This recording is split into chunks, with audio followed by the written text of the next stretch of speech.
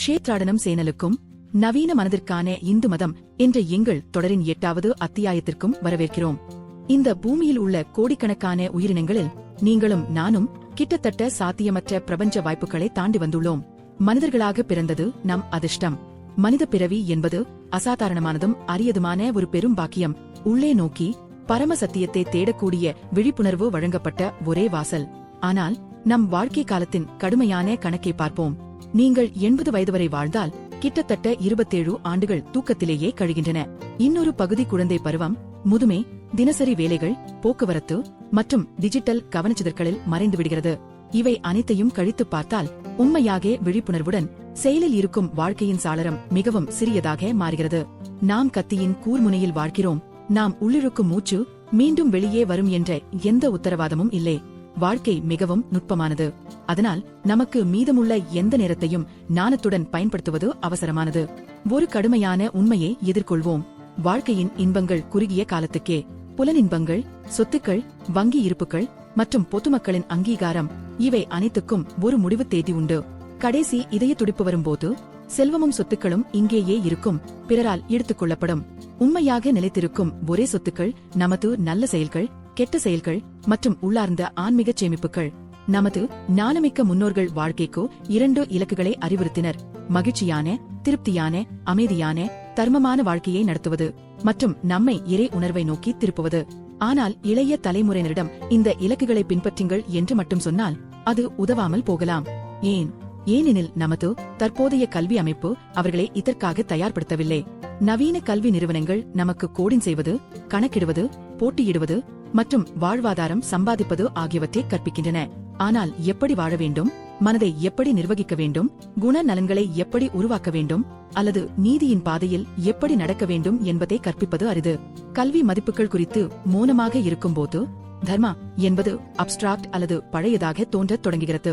ஆனால் பண்டைய துறவிகள் தர்மத்தை வாழ்வியல் நடைமுறை, தினசரி அறிவியலாக கண்டனர். இதிகாசங்கள், புராணங்கள், தர்ம சாஸ்திரங்கள், வேதங்கள், உபனிஷத்துக்கள் மற்றும் பல பிற சாஸ்திரங்களுடன் கூடிய இந்து மதம் வாழ்க்கை குறித்து ஆழமான வழிகாட்டுதலை வழங்குகிறது. இன்றைய போட்டி நிறைந்த உலகில் நேரம் விலை மதிப்பற்றது. இருந்தாலும் சாஸ்திரங்களை படிப்பதன் மூலமோ அல்லது நல்லெண்ணம் கொண்ட பெரியவர்களிடமிருந்து வழிகாட்டுதல் பெறுவதன் மூலமோ வாழ்க்கையின் முக்கிய அம்சங்களை புரிந்து கொள்ள ஒருவர் நேரம் ஒதுக்க வேண்டும். இந்து தத்துவத்தில் எந்த தனிநபரும் தனிமையில் வாழ்வதில்லை. நாம் பிரபஞ்சத்திற்கே கடன்பட்டவர்களாக பிறக்கிறோம். நல்லிணக்கத்தை பேண நாம் 3 முக்கிய கடமைகளை நிறைவேற்ற வேண்டும். தேவ ரிணம், கடவுள்களுக்கும் இயற்கைக்கும் உள்ள கடன்; ரிஷி ரிணம், முனிவர்களுக்கும் ஆசிரியர்களுக்கும் உள்ள கடன்; மற்றும் பித்ரு ரிணம், பெற்றோர்களுக்கும் முன்னோர்களுக்கும் உள்ள கடன். இந்த கடமைகள் தர்மத்தின் நெறிமுறை கட்டமைப்பை உருவாக்குகின்றன. அங்கு நம் கடன்களை திருப்பிச் செலுத்துவது இருப்பிற்கான நன்றியுணர்வின் வெளிப்பாடாக மாறுகிறது. க்ஷேத்ராடனம் சேனல் விரைவில் இந்த அம்சங்கள் குறித்த வீடியோக்களை வெளியிடும். இந்த இலட்சியங்களை எவ்வாறு வளர்த்துக் கொள்ள வேண்டும் என்பதை புரிந்து கொள்ள மனித வரலாற்றில் மிகப்பெரிய 7 ஆன்மீக விஞ்ஞானிகள் விட்டுச் சென்ற கருவித் தொகுப்புகளை காண்போம். ஆதி சங்கராச்சாரியர். 1000 ஆண்டுகளுக்கு முன்பு மாபெரும் தத்துவஞானி ஆதி சங்கராச்சாரியர் மனித வாழ்க்கையின் நுட்பத்தன்மையை வெளிப்படுத்தினார். தனது அமரமான நூலான பஜ கோவிந்தத்தில் அவர் வாழ்க்கையை தாமரை இலையில் நடுங்கும் நீர்த்துளியுடன் ஒப்பிட்டார். நளினி தள கத ஜல மதிதரளம் தத்வ ஜி வித மதிசயசபலம். ஒரு தென்றல் தண்டின் ஒரு அசைவோ அந்த துளி வழுக்கிச் சென்று விடுகிறது. அதேபோல் மனித வாழ்க்கை நுட்பமானது, நிச்சயமற்றது மற்றும் நிலையற்றது. இந்த உண்மை இருந்தபோதும் நாம் நம் வாழ்க்கையை தூக்கத்தில் நடப்பது போல கழிக்கிறோம் என்று சங்கரர் கவனித்தார். குழந்தை பொம்மைகளில் தொலைந்து போகிறது, இளைஞன் பற்றுதல் மற்றும் ஆசைகளில் மூழ்குகிறான், முதியவர் கவலை, வருத்தம் மற்றும் உடல் சிதைவில் சிக்கிக் கொள்கிறார். நான் யார், உண்மையாக நிலையானது ஏது என்று நாம் அரிதாகவே கேட்கிறோம். சங்கரரின் பதில் விவேகம், தற்காலிகமானது மற்றும் நித்தியமானது ஆகியவற்றை வேறுபடுத்தி தெரிந்து கொள்ளும் ஒழுக்கமுள்ள திறன். உடலும் மனமும் இன்னும் செயல்பட்டுக் கொண்டிருக்கும் போதே உலக கனவின் மாயையை உடைக்கும்படி அவர் நம்மை தூண்டுகிறார். பரம இலக்கு அகம் பிரமாஸ்மி என்ற நேரடி உணர்வு, உள்ளார்ந்த ஆத்மா எல்லையற்ற தெய்வத்திலிருந்து தனியாக இல்லை என்ற உண்மை. தாமரை இலையிலிருந்து அந்த துளி வழுக்குவதற்கு முன் அது ஒருபோதும் தனித்த துளி மட்டுமல்ல என்பதை உணர வேண்டும். அது எப்போதும் விசாலமான சமுத்திரமே. சந்த் கபீர்தாஸ். நூற்றாண்டுகளுக்கு பிறகு சந்த் கபீர்தாஸ் இதே அவசரத்தை தற்போதைய தருணத்திற்குள் கொண்டு வந்தார். நாளே என்ற ஆபத்தான மாயைக்கு எதிராக கபீர் எச்சரித்தார். கல் கரே சோ ஆஜ்கர், ஆஜ் கரே சோ அப், பல்மேன் பிரளய ஹோயேகி, பஹுரி கரேகோ கப். நாளை செய்ய நினைப்பதே இன்று செய், இன்று செய்ய நினைப்பதே இப்போது செய். ஒரு கணத்தில் பேரழிவு வரலாம். அப்போது அதை எப்போது செய்வாய்? ஒரு கதைப்படி கபீர் ஒருமுறை சந்தையில் அமர்ந்திருந்தபோது ஒரு இறுதி ஊர்வலம் அங்கு கடந்தது. உறவினர்கள் கடுமையாக அழுதுகொண்டு எல்லாம் அழிந்துவிட்டது என்று கூறினர். கபீர் சிரிக்கத் தொடங்கினார். மக்கள் அவரை இதயமற்றவர் என்று குற்றம் சாட்டிய போது கபீர் சொன்னார், நான் இறந்த மனிதனை பார்த்து சிரிக்கவில்லை. அவனுடைய நாடகம் முடிந்துவிட்டது. அவனுடைய கணக்குகள் மூடப்பட்டுவிட்டன. அவனுக்கு பின்னால் நடந்து வரும் உயிருடன் உள்ளவர்களை பார்த்து சிரிக்கிறேன். நீங்கள் என்றென்றும் வாழப்போகிறீர்கள் போல அழுகிறீர்கள். நீங்களும் அதே வரிசையில்தான் நிற்கிறீர்கள், சில அடிகள் பின்னால் மட்டுமே. கபீருக்கு கடவுள் கல் கோயில்களுக்குள் அல்லது தொலைதூர சாஸ்திரங்களுக்குள் சிக்கியவர் அல்ல. தெய்வம் என்பது உங்கள் மூச்சுக்குள் இருக்கும் மூச்சு. உணர்வு என்பது இந்த உள்ளார்ந்த இருப்பின் திடீர் விழிப்பு. அது பெருமை மற்றும் அகங்காரத்தை விடுவது. தனிப்பட்ட சித்தத்தின் துளி தெய்வீக அன்பின் ஓட்டத்தில் கலக்க அனுமதிப்பது. திருவள்ளுவர் மற்றும் ஔவையார். ஆனால் வாழ்க்கையின் நோக்கம் உலகத்திலிருந்து தப்பிப்பது அல்லது அடுத்த பிறவிக்காக ஆன்மாவை தயார் செய்வது மட்டுமல்ல என்றால் என்ன? உண்மையான சாதனை என்பது குடும்பம், வேலை மற்றும் பொறுப்போ ஆகியவற்றின் நடுவில் நாம் நிற்கும் இடத்திலேயே வாழ்க்கையை நன்றாக நடத்துவது என்றால் என்ன? இதற்காக நாம் தமிழ்நாட்டின் பண்டைய நிலத்திற்கு திரும்புகிறோம். நடைமுறையிலும் கூர்மையான ஞானத்திலும் சிறந்த இரு முனிவர்கள், திருவள்ளுவர் மற்றும் ஔவையார். திருவள்ளுவர், நாம் எப்போதும் மரணத்திலிருந்து ஒரு மூச்சு தூரத்தில் மட்டுமே இருக்கிறோம் என்ற உண்மையை பார்த்து அதை திருக்குறளில் இப்படி பதிவு செய்தார். உறங்குவது போலும் சாக்காடு, உறங்கி விழிப்பது போலும் பிறப்பு. அவர் சொல்லுவது, மரணம் என்பது உறங்குவது போன்றது, பிறப்பு என்பது விழிப்பது போன்றது. உடல் என்பது ஒரு நுட்பமான பறவையின் முட்டை போன்றது. ஒரு நாள் ஆன்மா அந்த ஓட்டை உடைத்து பறந்து செல்கிறது, உடலை பின்னால் விட்டுச் செல்கிறது. வாழ்க்கை இவ்வளவு குறுகியது என்பதால் திருவள்ளுவர் இல்லறத்தாருக்கான உச்சமான வழிகாட்டுதலை அளிக்கிறார். நாம் குடும்பத்தை விட்டுவிடவோ அல்லது குகைகளுக்கு ஓடவோ தேவையில்லை. வாழ்க்கையின் உயர்ந்த நோக்கம் அறம், நீதியுடனான வாழ்வு. நேர்மையாக சம்பாதிப்பது, ஆழமாக நேசிப்பது, நம் குண நலன்களை பாதுகாப்பது மற்றும் பலவீனமானவர்களை ஆதரிக்க நம் வளங்களை பயன்படுத்துவது நம் கடமை. திருவள்ளுவருக்கு ஒரு சாதாரண இல்லறத்தாராக நேர்மையுடன் வாழ்ந்த வாழ்க்கை மிக உயர்ந்த ஆன்மீக சாதனைகளில் ஒன்றாகும். உண்மையான கல்வி பணிவிற்கு வழிவகுக்க வேண்டும் என்றும் அவர் நமக்கு நினைவூட்டுகிறார். கற்றதனால் ஆய பயனின்கொல் வாலறிவன் நற்றாள் தொழார் எனின். அந்த கல்வி நம்மை தெய்வத்தின் முன் பணியச் செய்யாவிட்டால் பெரிய கல்வியின் பயன் என்ன? உண்மையான கல்வி பணிவு மற்றும் தர்மமான செயலாக மாற வேண்டும். இதனுடன் நிற்கிறார் ஔவையார், நேரடி நடைமுறை ஞானத்தின் பண்டைய கவிஞர். மனித பெருமை, இளமை மற்றும் எதிர்கால திட்டங்களை பார்த்து அவர் ஒரு சமரசமற்ற உவமையை அளித்தார். வாழ்க்கை ஓடும் நீரில் உருவாகும் குமிழி போன்றது. நமது நேரம் குழந்தை பருவம், தூக்கம் மற்றும் முதுமையால் செலவாகி விடுவதால் உண்மையில் முக்கியமான ஒரே சொத்து தானமுள்ள இதயம். அவரின் தர்ம வழிகாட்டுதல் எளிமையானது. அறம் செய்ய விரும்பு, தினமும் நல்லது செய்யும் விருப்பத்தை வளர்த்துக்கொள். நாள் வழியில் மனிதர்கள் 2 வகை மட்டுமே என்று அவர் கூறுகிறார்.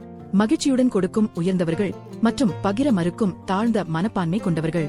ஒரு கதைப்படி ஔவையார் ஒருமுறை பெருமை கொண்ட செல்வந்த நிலக்காரரின் மாளிகையை தவிர்த்து அதற்கு பதிலாக ஏழை விவசாயியின் ஒழுகும் குடிசைக்கு நடந்து சென்றார். அந்த விவசாயியிடம் ஒரு மாதுளை மரம் மட்டுமே இருந்தது. தூய அன்புடன் அவன் தன் ஒரே பழத்தை பறித்து அவருக்கு அர்ப்பணித்தான். செல்வந்தனின் மாளிகை ஒரு நாள் தூளாக இடிந்து போகும். ஆனால் விவசாயியின் அந்த எளிய அன்பு செயல் பிறவிகள் முழுவதும் அவன் ஆன்மாவை பின்தொடரும் நித்திய நினைவு சின்னமாக இருக்கும் என்று ஔவையார் அறிவித்தார். ஔவையாரின் சூத்திரம் தெளிவானது. தினமும் நல்லது செய், கொடுக்க முடிந்த போது தானத்தை தடுக்காதே மற்றும் பக்தியின் மூலம் உள்ளார்ந்த அமைதியை கட்டியெழுப்போ. தங்கள் எண்ணங்களில் தெய்வ நாமத்தை தாங்கியிருப்பவர்களுக்கு உடல் என்ற குமிழி வெடித்தாலும் அவர்களின் அமைதி அசையாது. ஸ்ரீ ராமகிருஷ்ண பரமஹம்சர்.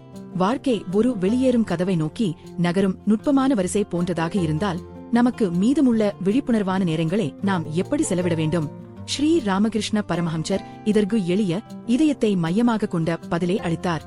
உலகம் ஒரு நதியில் மிதக்கும் நீர்க்குமிழி போல ஒரு தற்காலிக நிகழ்ச்சி என்பதை அவர் ஏற்றுக்கொண்டார். மனித வாழ்க்கையின் மிகப்பெரிய துயரம் ஆன்மீக உறக்கம் என்று அவர் எச்சரித்தார். நமது குறுகிய ஆண்டுகளை உலகத்தின் மயக்கத்தில் கழித்து தற்காலிகமானவற்றை நிரந்தரமானவை போல நடத்துவது. ஆனால் அவருடைய தீர்வு உலர்ந்த தத்துவம் அல்ல, அது நேரடி உணர்வு. மக்கள் பெரும்பாலும் வாழ்க்கையை வாதிப்பதில், விவாதிப்பதில், தகவல்களை சேகரிப்பதில் செலவிடுகிறார்கள், ஆனால் உள்ளார்ந்த ஆன்மாவை புறக்கணிக்கிறார்கள் என்று ராமகிருஷ்ணர் கவனித்தார். இந்த பழக்கத்தை வெளிப்படுத்த அவர் ஒரு காலத்தால் அழியாத உவமையை அளித்தார். ஒரு அற்புதமான மாம்பழ தோட்டத்திற்குள் நுழைகிறீர்கள் என்று கற்பனை செய்யுங்கள். ஒரு உலகியலான அறிவாளி ஒரு நோட்டு புத்தகத்துடன் உட்கார்கிறார். அவர் மரங்களை எண்ணுகிறார், இலைகளின் எண்ணிக்கையை மதிப்பிடுகிறார், மரக்கட்டையின் மதிப்பை கணக்கிடுகிறார் மற்றும் மண்ணை ஆய்வு செய்கிறார். கானி வேறு ஒன்றே செய்கிறார். அவர் நேராக தோட்டத்தின் உரிமையாளரிடம் சென்று அவருடன் நட்பு செய்து ஒரு மரத்தின் கீழ் உட்கார்ந்து இனிய மாம்பழங்களை சாப்பிடுகிறார். ராமகிருஷ்ணரின் செய்தி சக்தி வாய்ந்தது. உங்கள் குறுகிய வாழ்க்கையே இலைகளை எண்ணுவதில் வீணாக்காதீர்கள். முடிவில்லாத கவலைகள், அறிவு அகங்காரம் அல்லது உலர்ந்த விவாதங்களில் சிக்கிக் கொள்ளாதீர்கள். மாம்பழங்களை சாப்பிடுங்கள். மனித வாழ்க்கையின் நோக்கம் இதயத்தில் ஏற்கனவே இருக்கும் தெய்வீக ஆனந்தத்தை நேரடியாக அனுபவிப்பதே. ராமகிருஷ்ணருக்கு இறை உணர்வு என்பது ஒரு கோட்பாடு அல்ல. அது உங்களுள் இருக்கும் தெய்வத்தை உணர்ந்து கண்டு சுவைக்கும் ஒரு அனுபவம். பொருள் உலக கனவிலிருந்து முழுமையாக விழித்தெழுவது. சுவாமி விவேகானந்தர். ஆனால் உலகின் கடினமான உண்மைகளே, துன்பம், துயரம், நோய் மற்றும் பயம் நாம் எதிர்கொள்ளும் போது என்ன நடக்கும்? இங்குதான் ராமகிருஷ்ணரின் முக்கிய சீடரான சுவாமி விவேகானந்தர் தனது குருவின் உள்ளார்ந்த அக்னியை அச்சமற்ற செயலாக மாற்றினார். உடல் எப்படியாவது ஒரு நாள் விழுந்துவிடும் என்பதே விவேகானந்தர் கண்டார். எனவே வெறும் சுகத்திற்கும் பாதுகாப்பிற்கும் மட்டுமே வாழ்வது மூச்சை வீணாக்குவதாகும் என்றே அவர் உணர்ந்தார். அவருக்கு வாழ்க்கையின் நோக்கம் உள்ளார்ந்த சக்தியை வெளிப்படுத்துவது மற்றும் பிறருக்காக வாழ்வது. அவர் பிரபலமாக அறிவித்தார், இந்த வாழ்க்கை குறுகியது. உலகின் வீணான பெருமைகள் தற்காலிகமானவை. ஆனால் பிறருக்காக வாழ்பவர்களே உண்மையாக வாழ்கிறார்கள். மற்றவர்கள் உயிருடன் இருந்தாலும் இறந்தவர்களை விட அதிகமில்லை. அவரது இளமை காலத்தில் நடந்த ஒரு புகழ்பெற்ற சம்பவம் இந்த உணர்வை வெளிப்படுத்துகிறது. வாரணாசியில் ஒரு கோயிலின் அருகே நடந்து கொண்டிருந்த போது இளம் விவேகானந்தரை திடீரென ஆக்ரோஷமான குரங்குகளின் கூட்டம் துரத்தியது. பயந்து போய் அவர் ஓடத் தொடங்கினார். ஆனால் அவர் எவ்வளவு வேகமாக ஓடினாரோ அவை அதைவிட தீவிரமாக அவரை துரத்தின. அப்போது ஒரு வயதான சந்நியாசி கத்தினார், "ஃபேஸ் தி ப்ரூட்ஸ்." விவேகானந்தர் நின்றார், திரும்பினார். தன் இடத்தில் உறுதியாக நின்று குரங்குகளை நேராக பார்த்தார். அவரது அச்சமின்மையை பார்த்து அவை பின்வாங்கி ஓடின. பல ஆண்டுகளுக்கு பிறகு விவேகானந்தர் இதை வாழ்க்கை முழுவதற்குமான பாடமாக பயன்படுத்தினார். பயங்கரமானதை எதிர்கொள், அதை துணிவுடன் எதிர்கொள். அந்த குரங்குகளைப் போலவே கஷ்டங்கள், கவலைகள், சோதனைகள், மேலும் நோய் மற்றும் மரணத்தின் பயமும் நாம் ஓடுவதை நிறுத்தும்போது பின்வாங்கிவிடும். விவேகானந்தரின் கூற்றுப்படி உணர்வு என்பது உங்களுள் ஏற்கனவே இருக்கும் தெய்வீகத்தின் வெளிப்பாடு. நீங்கள் வெறும் மாஞ்சமும் எலும்புகளும் கொண்ட நுட்பமான உடல் மட்டும் அல்ல. நீங்கள் எல்லையற்ற அழிவற்ற ஆன்மா, ஆத்மன். பிறப்பு, சிதைவு, நோய் அல்லது மரணம் ஆகியவற்றால் தொட முடியாதவர் ஸ்ரீ ராமானுஜாச்சாரியர். ஆனால் அந்த மிருகங்களை தனியாக எதிர்கொள்ள நாம் மிகவும் பலவீனமாக உணர்ந்தால் என்ன? இளமை கடந்துவிட்டது, உடல் நலம் குறைந்து வருகிறது, மேலும் தவறுகள் மற்றும் வருத்தங்களில் சிக்கியிருக்கிறோம் என்று உணர்ந்தால் என்ன? இதற்காக நாம் மாபெரும் 11ஆம் நூற்றாண்டு ஞானியான ஸ்ரீ ராமானுஜாச்சாரியரை நோக்கி திரும்புகிறோம். ராமானுஜர் மனித வாழ்க்கையின் பலவீனங்களை பார்த்தார். ஆனால் அதற்கு அவர் சாத்தியமற்ற கோரிக்கைகளால் அல்ல, அருளாலும் அடைக்கலத்தாலும் பதிலளித்தார். விடுதலை பெற சிக்கலான தத்துவமோ அல்லது பல தசாப்தங்களாக குறைபாடற்ற சடங்குகளோ தேவைப்பட்டால் பெரும்பாலான மனிதர்கள் தோல்வியடைவார்கள் என்பதை அவர் புரிந்து கொண்டார். வாழ்க்கை குறுகியது, நேரம் அரியது, உடல் நலம் நுட்பமானது. எனவே ராமானுஜர் பிரபத்தியே, தெய்வத்திடம் முழுமையான சரணாகதியை முன்வைத்தார். நாம் பரிபூரணமாக இருக்க வேண்டியதில்லை, நாம் தெய்வத்தில் நங்கூரமிடப்பட்டிருக்க வேண்டும் என்றே அவர் போதித்தார். இந்த கருணை அவரது வாழ்க்கையின் தீர்மானிக்கும் தருணத்தில் தெரிகிறது. நீண்ட முயற்சிக்கு பிறகு ராமானுஜர் தனது குருவிடமிருந்து விடுதலை அளிக்கக்கூடிய புனிதமான ரகசியமான மந்திரத்தை பெற்றார். ஆனால் குரு அவரை எச்சரித்தார், இந்த மந்திரத்தை ரகசியமாக நீ ஜபித்தால் நீ காப்பாற்றப்படுவாய். இதை பிறரிடம் வெளிப்படுத்தினால் நீ மிகப்பெரிய பாவம் செய்து நிச்சயமாக நரகத்திற்கு செல்வாய். ராமானுஜர் வெளியே நடந்து சென்றார். தெருக்களில் இருந்த சாதாரண மக்களை பார்த்தார். வேலை செய்து முதுமை அடைந்து துன்பப்பட்டு ஆன்மீக அடைக்கலம் இன்றி போராடிக் கொண்டிருந்தவர்களே. அவர் தயங்கவில்லை. அவர் கோயில் கோபுரத்தின் உச்சிக்கு ஏறி சாதி, பாலினம் அல்லது நிலை எதுவாக இருந்தாலும் அனைவரும் அடைக்கலம் பெறும்படி அந்த மந்திரத்தை உரக்கச் சொன்னார். அவரது கோபமடைந்த குரு, ஏன் நீ உன்னை தானே தண்டனைக்கு குற்றவாளியாக்கிக் கொண்டாய் என்று கேட்டபோது ராமானுஜர் பணிந்து கூறினார், ஓ குருவே, நான் நரகத்திற்கு செல்வதன் மூலம் ஆயிரக்கணக்கான மக்கள் இந்த நுட்பமான உலகின் துன்பங்களில் இருந்து விடுதலை பெற முடிந்தால் நான் என்றென்றும் நரகத்தில் வாழத் தயார். இந்த ஞான வரைபடத்தை நமது தற்போதைய நிஜ வாழ்க்கைக்கு கொண்டு வருவோம். இந்த அரிய மனித வாழ்க்கையை நாம் வெறும் அதிகாரப்பூர்வ வேலை, வங்கி இருப்புகள், சொத்துக்கள் மற்றும் பொதுமக்களின் அங்கீகாரம் ஆகியவற்றிற்காக மட்டுமே செலவிட்டால் நாம் ஒரு பெரிய தவறு செய்கிறோம். இதய துடிப்பு நிற்கும் தருணத்தில் நம்மிடமிருந்து பறிக்கப்படும் பொருட்களில் நமது விலை மதிப்பற்ற பிறவியை முதலீடு செய்கிறோம். இந்த 7 மகான்களும் ஒருவருக்கொருவர் முரண்படவில்லை. ஒன்றாக அவர்கள் மனித ஆன்மாவுக்கான ஒரு முழுமையான வரைபடத்தை அளிக்கிறார்கள். அவர்கள் ஒரே பிரச்சனையை கண்டறிகிறார்கள், வாழ்க்கை நுட்பமானதும் தற்காலிகமானதும். ஆனால் ஒவ்வொருவரும் அர்த்தத்திற்கான வேறு ஒரு வாசலை அளிக்கிறார்கள். ஆதி சங்கராச்சாரியர் நமக்கு விவேகத்தை அளிக்கிறார், தற்காலிக நாடகத்தின் அடியில் உள்ள நித்தியத்தை காணும் தெளிவு. சந்து கபீர் நம்மை விழித்திடச் செய்கிறார். ஒருபோதும் வராமல் போகக்கூடிய நாளைக்காக ஒரு நுட்பமான மூச்சு காத்திருக்க முடியாது என்பதை நினைவூட்டுகிறார். திருவள்ளுவர் நம்மை அறத்தில் நிலைநிறுத்துகிறார். இல்லற தர்மம், அன்பு மற்றும் நேர்மை ஆகியவை தாமாகவே ஒரு உயர்ந்த ஆன்மீக பாதையாக மாற முடியும் என்பதை போதிக்கிறார். ஔவையார் வாழ்க்கையை தினசரி நன்மை, தானம் மற்றும் பக்தியாக எளிமைப்படுத்துகிறார். ஸ்ரீ ராமகிருஷ்ணர் இலைகளை எண்ணுவதை நிறுத்தி உள்ளார்ந்த அமைதியின் மாம்பழத்தை சுவைக்கச் சொல்கிறார். சுவாமி விவேகானந்தர் மிருகங்களை எதிர்கொள்ளவும் நமது உள்ளார்ந்த சக்தியை எழுப்பவும் பிறருக்காக வாழவும் நமக்கு கட்டளையிடுகிறார். மற்றும் ஸ்ரீ ராமானுஜாச்சாரியர் நமது சொந்த சக்தி தோல்வியடையும் போது தெய்வீக அருளில் அடைக்கலம் அளித்து பிரபத்தியின் கதவுகளை திறக்கிறார். இன்று இந்த ஆழமான தத்துவ பயணத்தில் எங்களுடன் பயணித்ததற்கு நன்றி.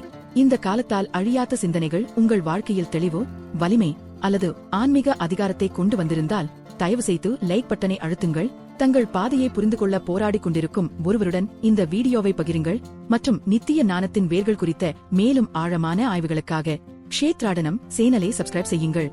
நமஸ்காரம்.